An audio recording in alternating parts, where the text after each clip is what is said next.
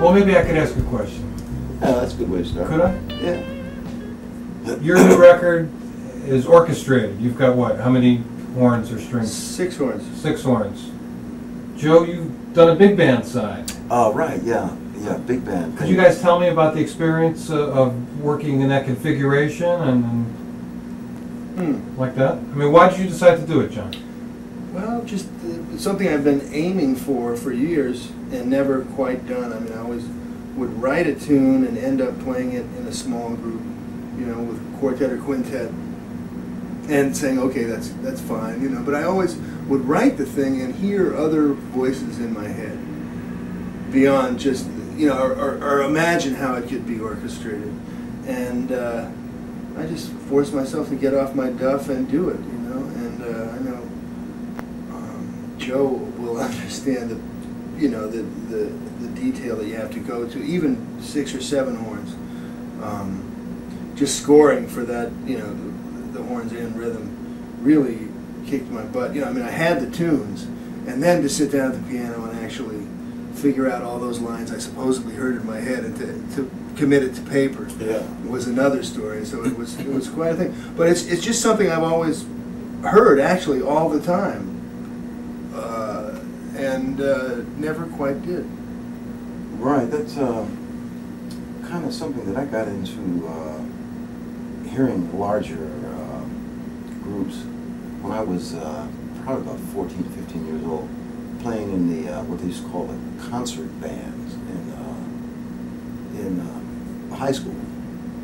And as fate would have it, I was trying to write some things, if you can believe that, when I was in high school, trying to write some marches and stuff like that. Trying to write some things, not jazz-wise, even though I'm hearing plenty jazz at that time on record, and I've got ideas that just keep storing themselves in my brain. And there's a point where I want to try to write some of this stuff down, because this becomes a part of what I like, is big bands, or a lot of horns coming from that time frame, and coming from the time that I was trying to write these things down, mistransposing parts. I don't know if you've ever done it. You probably have. We've all done that, where you mistranspose one part of 5 parts, and the thing comes out sounding just absolutely and so the E flat euphonium or something was playing a whole step off or something. Oh man, it's just, that's the worst. That's enough to really discourage you. But fortunately for me, I found out what the mistake was that I made, and I went back and corrected that, and what came out sounded pretty good, and it was enough to get me inspired to write a little more, you know. And this was a long time ago, 14 years old. I'm 59 years old now, you know. But I got a band started here along with Kenny Dorham about 65, 66, somewhere in there, and started to want to get more involved in the writing aspect of what I was doing as a improviser. And the best way to do that is to put a band together. You know, I always felt like I was intruding on someone's sacred ground if I would take a chart into someone else's rehearsal and say, "Look, man, can you just play the chart down for me?" I'm not made that way. So I put this band together and started writing some things out, 1 bar at a time, and it sounded pretty good. I mean this literally 1 bar. Come into the rehearsal the next day, I'd have 2 more bars, and then the rehearsal the next day, I've got 8 bars. And so 8 bars is a chorus, you know. You play the first 8, the second 8, you lay out on the bridge, and you play the last 8. That's 32. That's 32 bars, the whole chorus right there. Okay, and then I got the weekend. I'm getting more inspired in this, and my writing, I guess my knowledge is increasing there, and I'm getting a little better at it. And the guys seem to appreciate just playing these notes that I've put together for them. You know, 5 saxophones, 5 trumpets, 5 trombones, 3 rhythm. And this is something we got started in '66. We got into the studio to record these 15 or 16 charts that I had put together in '91, and just this past June we finished it. And during that time, I guess my writing had improved, the orchestration part, understanding how to deal with an orchestra, the psychological parts, I mean, of dealing with these geniuses out there, and and playing some music and having a good time at it. And after a while, it got to be something that I really wanted to do. And we finally did. I've got some other projects that involve more than the typical format that I'm usually found in quartet trio setting. And it was a great experience. I'm really proud of this. I'm not so sure how well it'll do out there in the marketplace, but that's, I mean, whether it does, whether it makes the kind of noise out there that gets some sort of recognition by the masses is not important. I mean, it's important that we did it, we finished it, and I don't think it sounds that bad, but I don't know what I'm supposed to say that or not. You're not. That's great, man. That band that you had with Katie, did he do big band, write big band charts? He had one chart that he brought in, and he had a couple of charts that were charts of other people that he was in his possession. Yeah, yeah. So, you know, you get the 18 guys together, you got to have something for them to do. Right. You know, so all of a sudden. Right. You know, and that just gave me time to put this one bar down. Yeah. And put the two the next day. But I really know what you mean, because it takes a long time to write. I mean, I was dealing with 7 horns, but to write, you know, for whatever that is, 16 or whatever you had. Yeah. I mean, you can spend on one bar of music, you can spend forever. And Gil Evans used to tell me about that, how he would sit down. He said, I don't want to write anymore. My back is messed up. This was when he was in his 70s, you know. He said, my back, look at me, I'm distorted. It's from sitting at the piano. And you know how you sit at a piano and write music like that? Yeah. You know, because you're leaning over at a funny angle. And he would sit there and voice one chord. I mean, he spent his whole life trying to voice B minor 7 flat 5 in a different way, you know, than had been done, and with whatever instrumentation. And you can sit there and work on one measure forever. Because there's so many possibilities, and one day, and it's just because you're orchestrating it. It's, you just, you know, it might be a couple of notes in the lead, and it's 2 voicings or whatever, but you can sit there forever. Which is, I think some people are made for that. I don't think I am, even though I love it. I don't think I am made for that kind of, you know, life of a hermit and. Right, that whole thing. It's hard. It's hard work. It sure is. That kind of writing that you talk about there is a kind that it's not that formula writing. No, no. This stuff. I mean, that formula writing, you just go in and just sort of crank it out. Yeah, those guys that can just do big band charts and that. Yeah. But those are not the charts that I don't think I'd like to hear. I mean, they might sound nice, but you can hear that formula aspect about them, and they're not as pleasing for me to hear as something like what Gil Evans would do. I mean, just sitting down there, just working out that way of playing that B minor 7 flat 5, 1,000 different ways, and each way, and finally, which one are you going to use? You're going to throw a dart at the dartboards? Okay, we'll use that one. You know, because you've got 4 or 5 of them there that will work fine there, but you can't use all 4 or 5 of them. Maybe one course you use one. Yeah. Oh, then yeah, right. You can do that. There's so many possibilities, and I know for me the formula thing, which I don't quite even know enough about writing to know the formula, although I know, you know, harmony. Yes.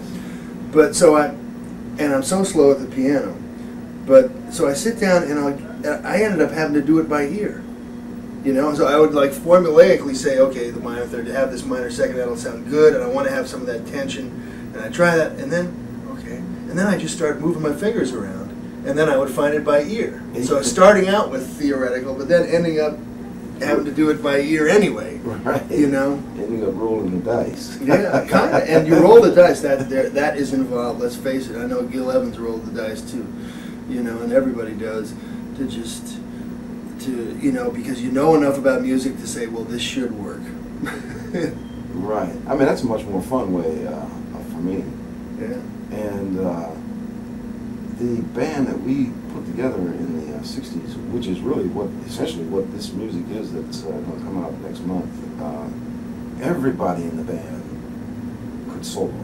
I mean, which was different. I mean, usually you have a band where the solos are delegated to the people that either want to solo or can solo, or that will improve the music some kind of way. But everybody in this band could solo.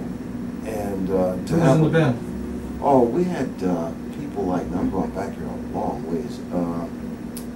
Pepper Adams played with the band from time to time. Joe Temperley. And there's some alto players. I forgot what these guys. You see their faces now, but I forgot what their names were. Randy Brecker came down and sang with them. Mike Brecker. Lou Tobacco came and played with the band. Chick Corea. Joe Chambers. Ron Carter came and sang with the band. It was a rehearsal band. I mean, this wasn't a band that was destined to make all kinds of records and do all kinds of things and become famous and all that kind of stuff. There was just a rehearsal band. A way to hear your music. Right, yeah. That was, in a way, for me, a way to get better at the craft of writing, orchestrating, and scoring out parts for a larger group. And so it worked in both ways. And it also worked, it was in the summertime in '66 when there wasn't a lot going on in the daytime. And at that time, if you don't have a lot to do, you can wind up doing all kind of destructive kind of things. And so this was a way of kind of discouraging some of those evil, I'm not so sure we completely did that, but it was a way of distracting.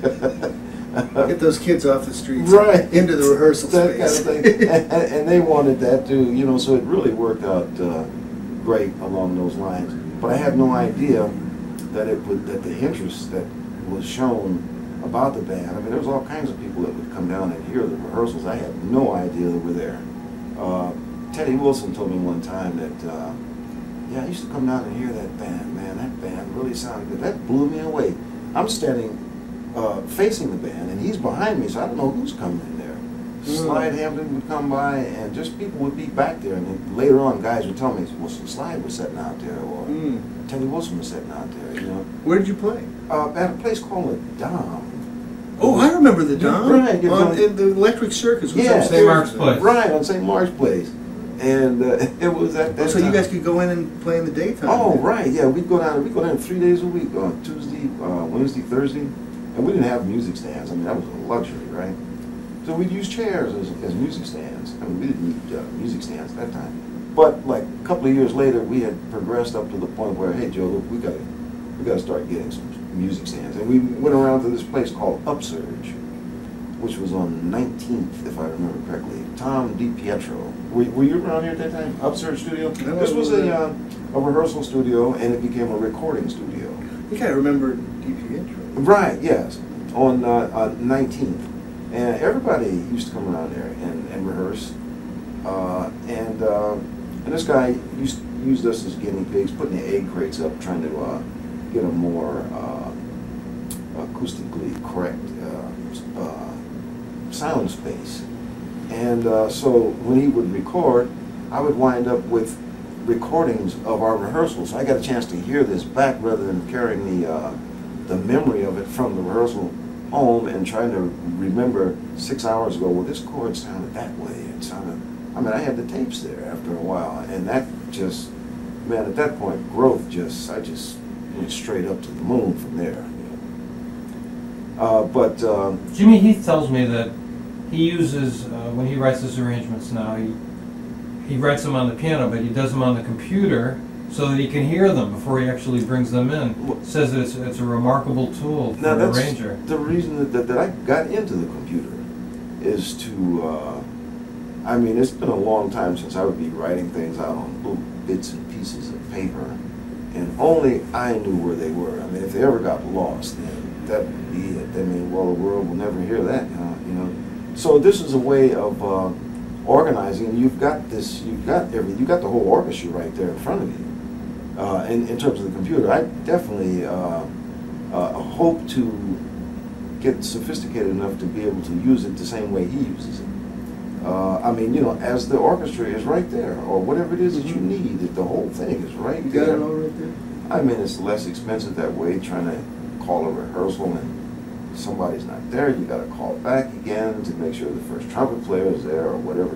You got the whole orchestra there, and then after that, you just hit a button and just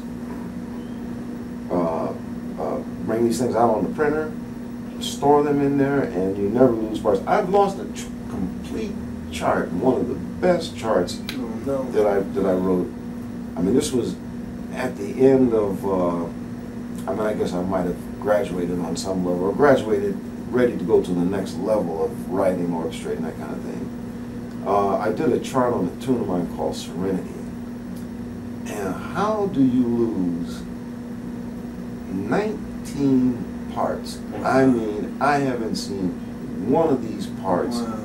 Did you have a score on it too? At that time, I wasn't writing out scores. Yeah, just writing out the parts on little pieces of paper, but I had it in my brain. I mean, I knew these charts. I mean, I knew them inside and out. I wrote them, right? But if I had been sophisticated enough to write these things out like a score and then transpose the parts off as well, I didn't do that. You know what I mean? I just would write. But that's hip that you didn't have to do that. You knew it so well in your head, right? You worked it out on the piano and you knew it. Right. But you're so vulnerable there. I mean, like now, I mean, there's nothing I'd like. But back then, well, I don't know about then, but I mean, back to Gil Evans, he told me that there weren't any copy machines. Right. So I mean, it meant you would have to sit down and copy it over by hand. So nobody did that. So things got lost. Really, and man, I get these calluses on my finger. I'm writing this music out. Then I got to call the cast together, schedule little rehearsals and stuff like that. That just gets to be a bit much. But I think I'm better off for having gone through that. You know what I mean? Because if the computer had been there, I would have missed a lot. By not going. That would have convenienced me so much. That would have also guided me away from some real juicy, fat parts about that whole learning curve. That brings up an interesting question. People today who learn jazz, learn how to play, use a different process than probably you guys use. I discourage, and I'm not anti-paper, writing and reading music and stuff like this, or transcribing, that kind of thing there. But this idea of, I mean, I used to do a lot of clinics. I haven't done that many recently because the schedule just got so busy. But there was a time when I started showing up at these clinics in the summertime, these Abersol clinics, and they started passing around charts that somebody had transcribed the music from. And people were just zapping these things up. And I'm saying, oh, no, that's not the way to do that. You want to do that yourself. You know what I mean? Learn the tune yourself. Yes, you want to learn the tune yourself, If you got to transcribe it off the record, you got to do that yourself. Every time you set that arm down onto that record to transcribe 7 notes or however many your brain can hold, you got to get the rhythm right and all of that kind of stuff. You hear something different. One time you do it, you're keyed in on your main focus, but you're also hearing what the bass is doing at the same time. The next time you do it, you're aware of what the piano is doing at that time. The next time you prove out those notes, you're hearing what the drums did. And somebody hands you a sheet. That's all you get is you get those naked notes. And you miss so much like that. I think that's why a lot of the level of improvisation has come down so drastically in recent years, because it's the convenience of all of this stuff that they got out there, these aids, that people are not getting that close to the music like I think I did, and perhaps the same way with yourself, It was just me and that record player there. I mean, well, that's the way I learned for sure. Did you learn by something? Yeah. I mean, I'm a few years younger than Joe, but still, that was the only way to learn. I mean, there wasn't this huge bulk of jazz educational material. There was a guy who sold fake books, who would come to the local music stores, and they had what was called the Modern Jazz Fake Book, which was fantastic because it had these Charlie Parker tunes in it, which really did help me a lot. But that was it. And then after that, it was, you sat down with a record and tried to figure out this mysterious stuff that was going on. From, it was like learn the head, but also, listen to what Miles is playing and try and figure out, and then you could, I think that's the only way to learn, and that the amount of time that makes you put in with ear training and learning how to get a sound on your instrument and all this. Instead, it must be so confusing now to have, I've got my transcriptions, I've got 700 pages of Joe Henderson solos, and then from the internet I've downloaded the entire Charlie Parker transcriptions. I mean, that would be terrible, because you'd have to sit there, it'd be confusing. But if you sit there with your CD or whatever and have one song that you really love, and you spend weeks learning it, that kind of time, the music comes into you in a different way. Yeah. And I think every young musician is in this, has to come back to the same thing anyway, of doing that the way Joe was talking about having done it, and the way I've done it. You got to internalize it. You can't. And the thing about those clinics is all these kids are reading lead sheets out of reading the songs out of the real book and not really learning them. You Right. got to learn it. It's got to be part of you. So that they come out being excellent readers. Yeah. and you know, I mean, and everybody plays the same licks because they have the same books. So they learn some Coltrane licks or some, you know, some certain ones, and you know, you got to figure out which licks you want to copy because you have to love them first, you know. And you love them, and then you get the record, and you find it, and you take a long time trying to figure out what it is, and that leads you to your own style and all kinds of stuff. Do you think that is in part responsible for the lack of unique individuals among younger generations? Oh yeah, I think it leads right back to that. I mean, what I used to hear, I used to do a sufficient amount of adjudicating when I first moved to California. They had these big bands out there, and they would try to get somebody that had a couple of records out there, and I guess I qualified for that, to come in and to help the students by, you know, giving them a few pointers here and there. And but out of 50 bands, they would all come there, and all of them, I mean, not 49, but 50 bands, played this rocky, what is this tune that Gonna Fly? right. And they all played that. Well, that was Theme from Rocky, Maynard Ferguson. Right, Maynard, right. Oh, he was terrible. I mean, it's great chart and all that kind of stuff there, Yeah. but when you hear that thing 50 times, man, But that's when there was no other big band music that year but that. You know? Right. So I'd come in there with some of the charts I had. I'd bring a couple of charts and play a couple of charts of mine with the band. They said, "Oh wow, there's so much demand out there for that these days because of that. Everybody's doing the same thing, and everybody is sounding the same. You don't get the that individual fingerprint like you used to amongst players because everybody's sort of they're tuned into the same channel, so to speak, Yeah. and which is not allowing them to get to themselves and to kind of ferret out of themselves whatever uniqueness that they may have, you know. I have a little theory on that, and that's that I think that right now jazz as a career or whatever is something that more kids are going for than ever before. Then there are more kids in schools, in music schools, because there are more schools, and there are more kids saying, well, what do I want to do? Oh, maybe I'll be a jazz musician.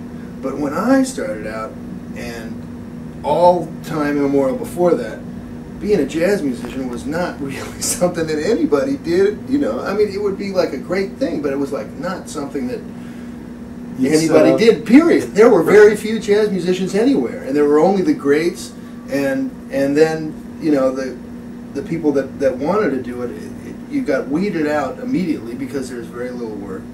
But now we've got this, you know, educational system, which I went to Berklee School of Music. You know, I came through the earlier years of the same thing, you know. I went there for a couple of years until I got a gig and was able to split and work.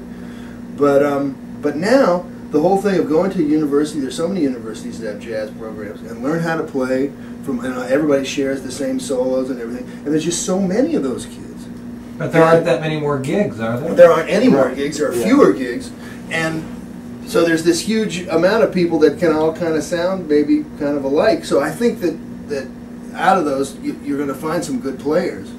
A small, very, very small number of individuals. Right. I used to, when I got to California, I'd run into players out there that were 14 and 15 years old that were incredible. I'm saying, wait a minute, how did you learn this? Yeah. I mean, you know, when you consider their contemporaries, I mean, you know, usually at 14 years old, you're going with the crowd, right? Mm-hmm. You don't want to stand out and be different, you know, unless you got a real strong sense of who you are, and your individuality kind of comes out there. But I mean, to ward off all of that other stuff that's out there at 14 years old is, you can't be that easy unless you've got unless something has bit you. You know what I mean? You know, I mean, I guess I got bit pretty early on, so I don't remember even trying to do anything else. It wasn't that I set out to do this. It just wound up after a while. Damn, I've been doing this for a long time. Well, for 20 years, then 25 years, then 30 years. These days, people get in front of that and say, look, I want to do this, I want to be this, I want to be that. I just happen to have wound up there some kind of way, you know what I mean? Without all of those schools that John was talking about earlier. But out of all of this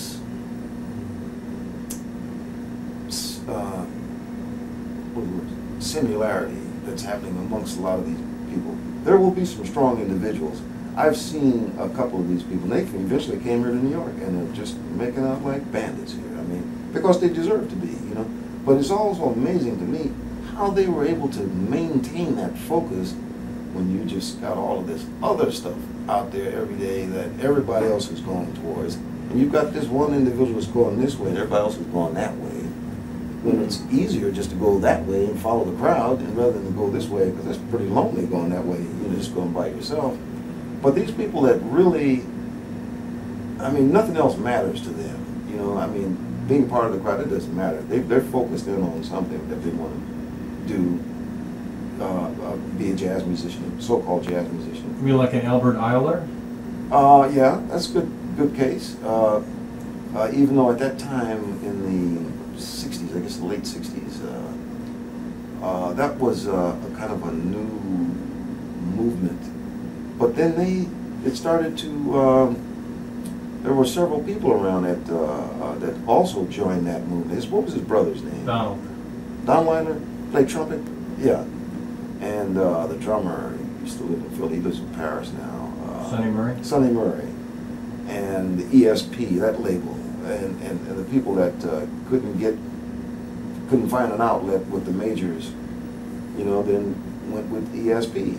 But that was definitely different from, I mean, it wasn't that unique because Ornette had preceded him, you know, and I guess he was a kind of a derivative of that concept, but it was different, you know what I mean? And you had to be a man alone at that time. Yeah. You really had to be alone, you know what I mean? But is there anything, do you hear any bold experimentation like that happening today? People who are really willing to take their own path outside the mainstream? Anything on the scene like that today? I don't, and you know, and that kind of distresses me somewhat. You know, with all of this stuff that's out here that's the same, I don't find very strong individuals amongst the youngsters. They seem to be satisfied just to be clones of the stuff that preceded them, you know. They're clones of some of the stuff that went on in the 60s. I'm saying, man, what are these guys? I mean, you know, when I came up here in the 60s, it was same with Chuck. I mean, it just happened that we kind of expanded the thing some kind of way by adding on to it, not just becoming another the son of, you know what I mean, that kind of thing. I don't sense that. I don't know. I don't. Well, there is the whole quote unquote retro movement of playing like the guys from Joe's generation. You know, there's a bunch of people that try to play literal Joe Henderson from records. And they never maybe even heard Joe live. I mean, they certainly didn't hear him back then when they're copying his style from the 60s, you know. And it's become and I think on one hand that pays tribute to how great the music was that they're copying, and it's become almost like classical music. Well, okay, I'm going to get my shit together and learn how to play bebop, and I'm a jazz man, and a lot of these guys, for some reason, they don't have the. I would feel guilty if I played exactly like somebody else, but they're so far removed from it. I think so removed from when those people were real. You know, I mean, to me, the great thing in jazz has been have your own sound. You know, and that you would never think about having anybody else's sound. You'd be embarrassed to have somebody else's sound. Because, of course, we all learn from other people, but you want to try and do it your own way. But I think there are a lot of young people that they're not even embarrassed quite about it because well, it's cool. I'm going to sound just like Joe Henderson, you know, did in 1968, or I'll sound just like Miles or just like Lee Morgan or whoever. and I think they're so removed from it, you know, chronologically, where it's just like a thing they learn on CDs. So they're so far removed from the thing that made those people what they are that it's okay to do that. And I think that's just a historical thing, or just the times that we live in. It's funny that it's turned out that way. It is. Do you think that like jazz but I mean, jazz society? but jazz. Okay, I'm sorry, but jazz. Really, the reason that Joe turned out, one of the reasons that all these great players, is because of the jazz thought process. Of I'm going to be an improviser. I'm going to have my own sound, and to learn the jazz mentality. You know, jazz as more than just a jazz is a theory, kind of a philosophy almost, rather than a kind of music. Right. It's more like just a mindset of how to go in and improvise and to swing and to play great music, but with this mindset that you always got, that you're going to do it from this certain way and to do it with a certain kind of style and whatever. Is it something you have to live to? Right, I was going to say, it's a kind of a way of life along with that. But these days, I mean, more recently, it seems to be a kind of a theory. I mean, there was less theory at that time, at my time, I guess. Boy, it sounds like I'm not even here anymore. Joe, you're here. You're here, and it's fantastic that you are, because it's more vital and important than ever that Joe Henderson is here. Thank you very much for that. That's right, man. And people love it, because anybody who gets into it enough to really check it out sees the difference and the vitality of it. But this jazz, this idea that, I don't know if you agree with this, in a way jazz mirrors society. Like in the 60s, it was a time of tremendous upheaval and change, and the music reflected that. Now, if you look at the rest of the arts culturally, how much is really happening in jazz, I mean, is resting on its laurels in a way, not that much innovation, and it's true. Do you think that's true throughout the culture? I mean, does jazz in some way echo what's happening in society? I think so. I think it reflects the tenor of the times. I mean, it used to, but I don't know that anything is the way that it used to be. Perhaps that's, you know, after a while, you are what you are. I mean, I am what I was being made to become those years, you know, and so I'm that now, you know, so that I am what I am now, there's some different things happening now that's going to produce some different kinds of personalities. I mean, nothing is going to stay the same. I wish jazz could be more of that than, I mean, like Latin music, for example. Latin music seems to stay the same. I mean, you got different melodies coming at you, but there's three-quarters of what you hear in Latin music is pretty much the same as it was 40 years ago. But with all of this fusion and all that kind of stuff, jazz, it seems to be getting ripped out of its roots in some kind of way. It's fused with this. But then, Joe, that's the guys that are playing. You know, there are a lot more straight-ahead players now than there were 10 years ago. Oh yes, right. They might not be quite as good. Right, yeah. But, yes, right. There are more players, I think, because there are more people into the music. There are more people buying the records. There are more people that understand and know about the music than it was when I was between 20 and 30 years old. I mean, it's probably doubled or tripled or quadrupled by this point in time. So there are more musicians out there, but as you say, I mean, the level of sophistication may have suffered a little bit in this mass acceptance.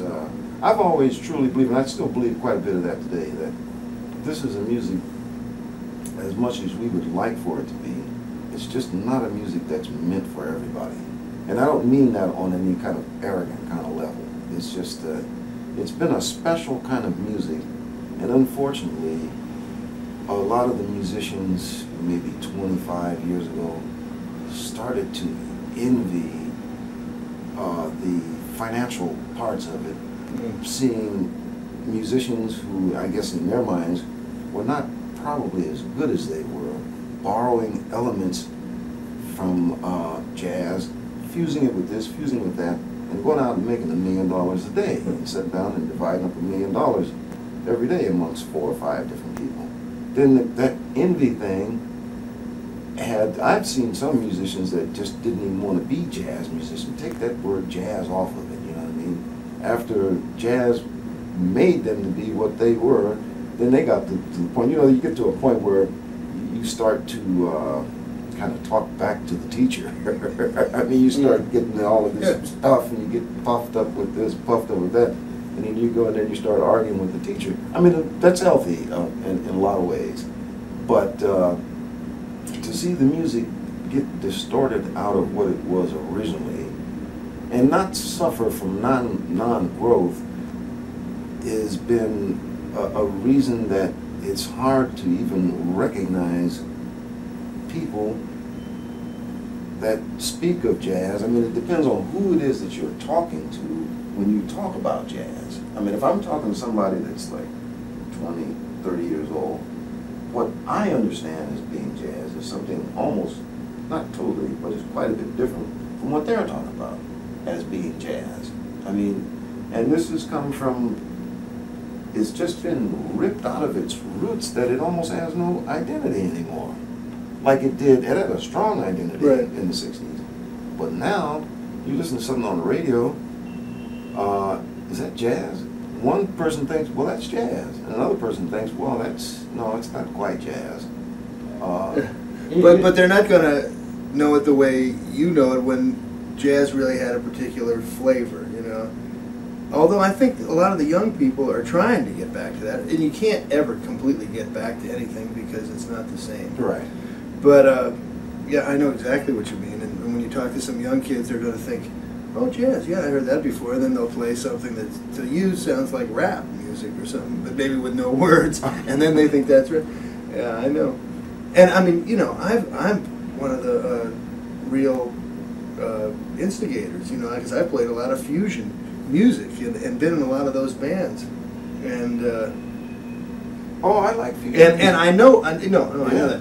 And I know exactly what you mean, you know. I mean, I most of the fusion music I didn't like, but I was lucky enough to play, you know, with Miles or on things like that where I thought it was really high level. And that stuff, I'm sure glad that it happened. I'm really glad that Herbie Hancock and Miles and Weather Report existed. Right, yeah. You want me to get it? Yeah, right, yeah. Definitely. Joe Henderson. Joe. 1 second, please. Hold on. This is not Joe. Hold on. Joe, it's John Clark from Music Express. You want to speak to that? Right, yeah. Yeah, oh, John. Right. Oh, okay. You've been there since 2015. Oh, right. Okay. Right. Okay. Great. Yeah. And what car company are you with? Okay. Great. All right. Thank you, John. Yeah. Is that all right? That's sure. He's been there since 2015. I thought Jody. I thought she might have. Maybe she didn't think to call him in. I'm thinking 3:30 of that other appointment. But so I guess he didn't get the. But he's going to wait for us, right? Oh, right. Yeah. He says, "Just look, I'm here."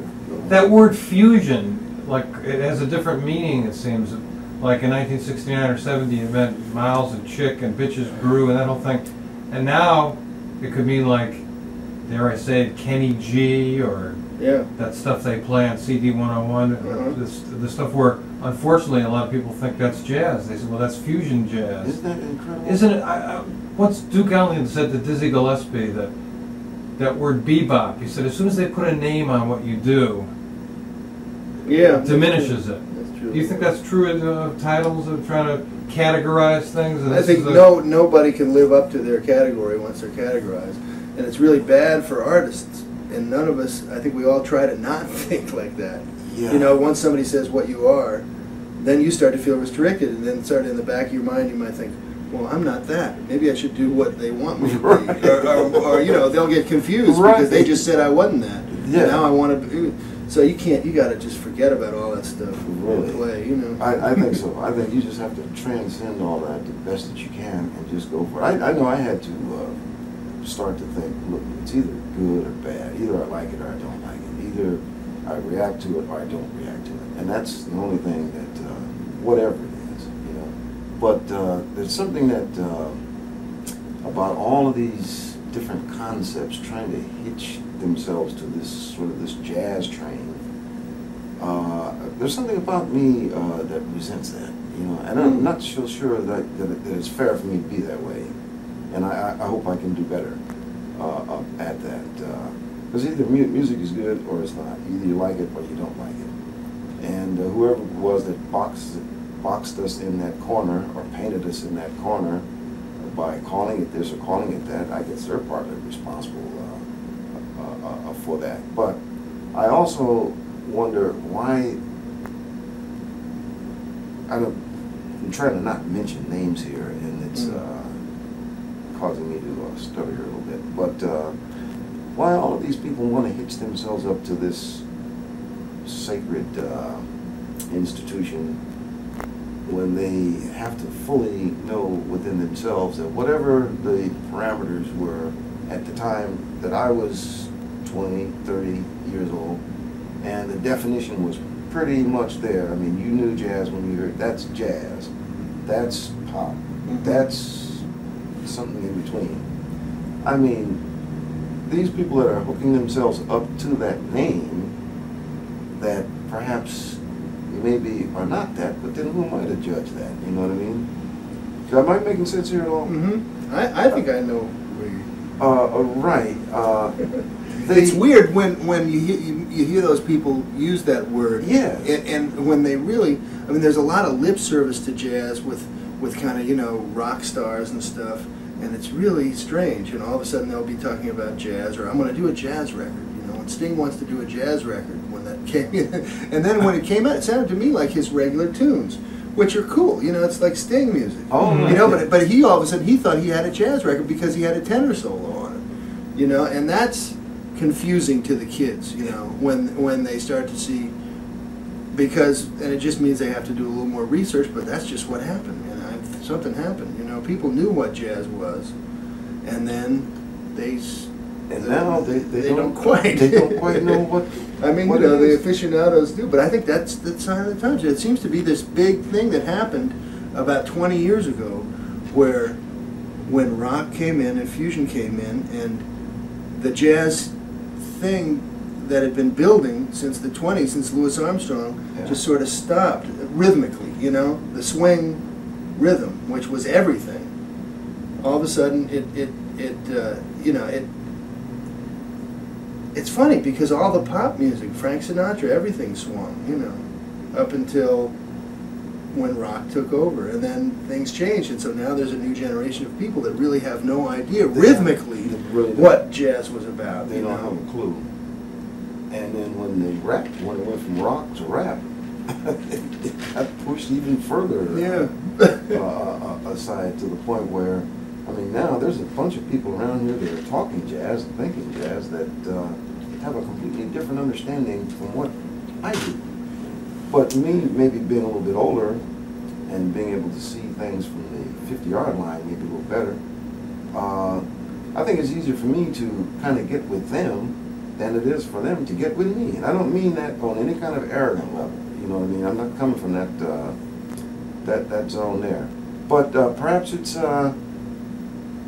better that you can't quite put your finger on it. But then what's all these new titles that they're coming up with? This modern contemporary jazz, or either adult jazz or contemporary adult jazz. I mean, what's going to happen next? Computer I got jazz. a new one. I heard a new one in England. Now, you've heard of hip hop, right? Which is another kind of jazz. And I said, well, tell me, there were these kids that work at the record company over there, right? Yeah. And they were telling me about this new group, and they were saying it's jazz. And I said, well, tell me, what kind of jazz? And he goes, is it like sort of like hip hop jazz? You know? And they said, no, trip hop. I said, oh, okay. God, it's trip hop. Like I was supposed to know. Oh, man. But, I mean, those labels will mess you up every time. Really? I mean, we are just swamped with these labels. I have to keep studying up on what that is. But then that'll mess you up too if you really try and get it, because you're going to end up very confused. Because a lot of it is industry or whatever generated by people that need to put names on things to sell it. I was, you know, Yeah. I mean, I'm not sure, and I couldn't tell you, but I bet you anything that trip hop is pretty damn close to hip hop, you know, and or whatever, you know. It all sounds like funk to me. It all sounds like those funk rhythms, you know, and the names are ways to sell the music, ways to categorize it and sell it, you know, and ways for people to talk about it. Everybody loves to talk about music. I mean, people, you know, the Joe Schmuck down there, you tell him you play jazz, who knows what that's going to mean to him, you know, but why don't they do that shit to classical music, man? Well, I think they, in a way, they do. Can you imagine being a 20th century composer right now, and you told the cab driver you play classical, you write classical music, and he would think you were talking about Brahms and Mozart. Right. Right, but you might be into some Schoenberg and some, you know what I mean? And then he would come to your gig, and he would be, well, that's terrible. That's not classical. I like classical, you know. Coming there and listening to ready to hear some Bach. Yeah, right. But I mean, I know what you mean in that country western and Latin music and those things still have the rhythmic thing almost. It's almost like the rhythm, I mean, or the forms that have become classic forms. And you can definitely put your finger on it without a doubt. Yeah. That's country and western. You know what I mean? Right. That's rhythm and blues. I mean, when I was younger, they called it rhythm and blues. Yeah. You know what I mean? But now, when it comes down to the jazz, it's almost, well, if you can't call it anything else, call it jazz. Some kind of jazz. Well, I think anytime they hear somebody blowing, taking a solo, no matter how lame, or they just see a saxophone and they call it jazz. Oh, right. You know, they just see a sax. Exactly. You're exactly right, man. I've had. Are you a jazz musician? Based on the fact that they see me with a saxophone. Right. They haven't heard me play it. They haven't seen it. Is that right. Exactly? Are you a jazz musician? Well, also, you know, people say the same thing to me, but they say, well, what kind of music you play? They see with my guitar, right? I say jazz. They go, wait a minute, that's not really. You don't look like a jazz musician. You look like you're a rocker, aren't you? You know, and they think I'm in Peter, Paul, and Mary or something. You know, because I have a guitar. You know. Hello. Who? Hi, Jody. John here.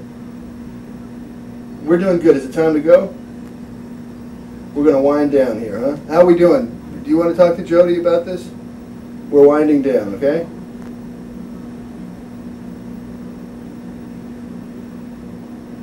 How many minutes? Okay, so give us another 5 minutes to end this thing, and then, okay, bye. Is she downstairs? She's going to come back in 5, and she's going to come up here. Yeah. Okay. Anything else you guys want to say?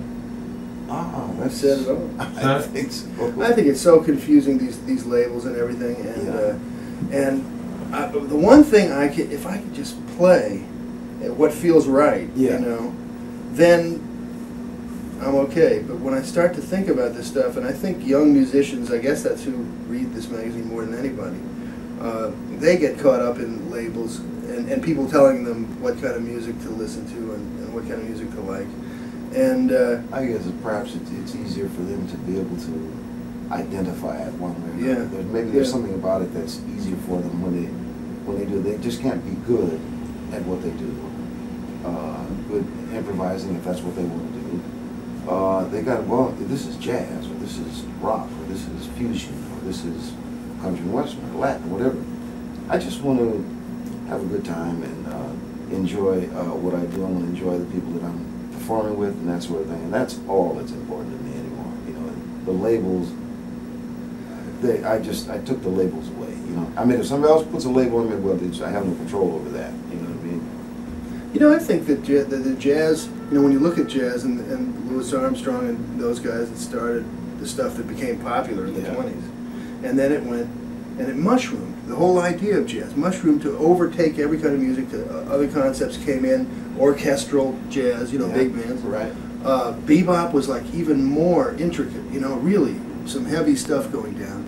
And then free music came in, and modal just to play on one chord instead, and all these great things came in. Great, you know, it's like a rush of things. It wasn't. I mean, the players were really brilliant, but it was open to do that. And now I think it's really dispersed right now, that there aren't any. I mean, if there was one great idea that came in and pulled everybody to it, it would happen. But it's more dispersed. Not that everything's been taken up, but it's a time when people just have to do their own thing because there's not one movement, you know, and you have to just take whatever you know and do it your own way. Because there isn't one thing right now. And I don't think it's a matter of people being less creative, because there's Joe Henderson, there's me, there's some really good stuff going on out there. And there's some great young musicians too. But there isn't one movement like the bebop movement that we can draw on, you know? And that I guess for a lot of people it has to be more interesting to have all of those different flavors out there. You don't have to kind of narrow it down to 1, 2, or 3 different sort of concepts. There's just any number of ways to, any number of roads to get to Rome. And I think that's probably better. Maybe so. Well said. I mean, as long as it's a nicely paved